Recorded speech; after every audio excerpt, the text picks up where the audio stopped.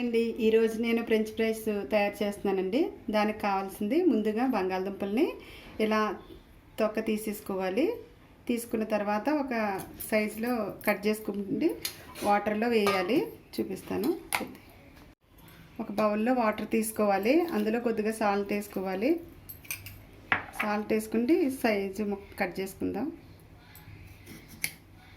French fries లాగా cut చేసుకుందాం.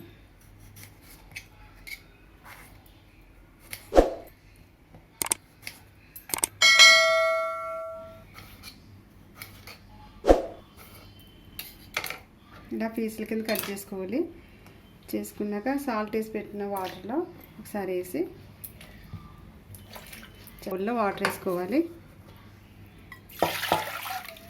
Stove మీద పెట్టి కొద్దిగా సాల్ట్ వేసుకోవాలి. సరిపడా కొద్దిగా ఆయిల్ వేసుకోవాలి. ఒక స్పూన్ వేసుకుంటే సరిపోతుందండి ఆయిల్. ఇలా ఒక ప్లేట్లో ఒక క్లాత్ తీసుకోండి. ఏ క్లాత్ అయినా అలాంటిదైనా తీసుకోండి. ఇందులో వేడెక్కిన వాటర్ అండి. ఈ ముక్కల్ని ఇందులో వేసేసుకోవాలి.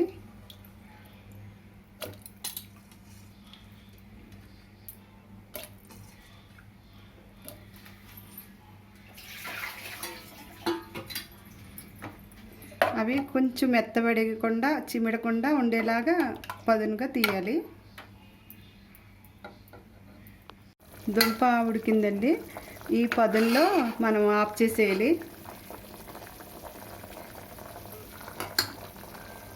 ఇలా ఎరగాలి. ఆ పదుల్లో ఆపేసేయాలి. Stove off చేసేసుకుంది. ఈ ముక్కల్ని ఇలా ఒక ప్లేట్ తీసుకున్నాం కదా, ఆ ప్లేట్లోకి ఒక క్లాత్లో ఒక ప్లేట్లు క్లాత్ పరుచుకున్నాం కదండి, దాని మీద ఇలా ఆరబెట్టేసుకోవాలి. ఇలా సెపరేట్ చేసుకోండి. ఇవి ఫ్యాన్ దగ్గర కొంచెం టైం నుంచి 15 మినిట్స్ ఉంచితే ఆరిపోతాయి.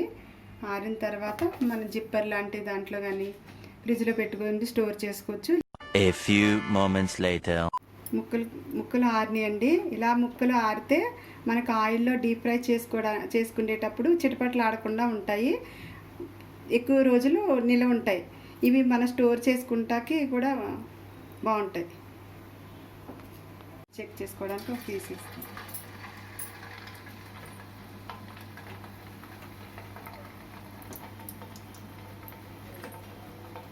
ఆయిల్ మరిగిందండి. ఇప్పుడు మనం ఇట్లా ఇవి వేసేస్తాం.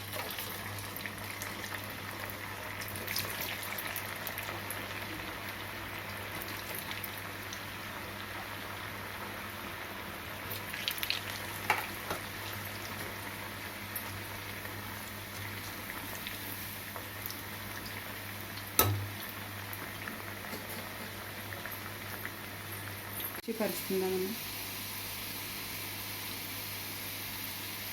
టిష్యూ తీసుకుంది. ఇది వేగనివి ఈ ప్లేట్లోకి తీసేసుకున్నాను.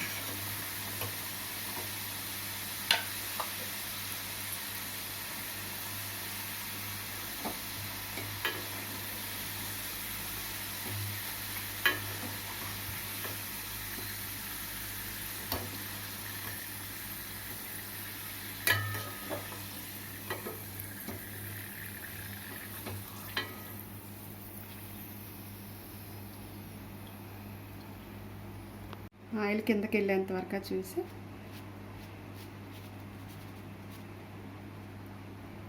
ఒక ప్లేట్లో తీసుకుందాం. అంతే, ఫ్రెంచ్ ఫ్రైస్ రెడీ అండి.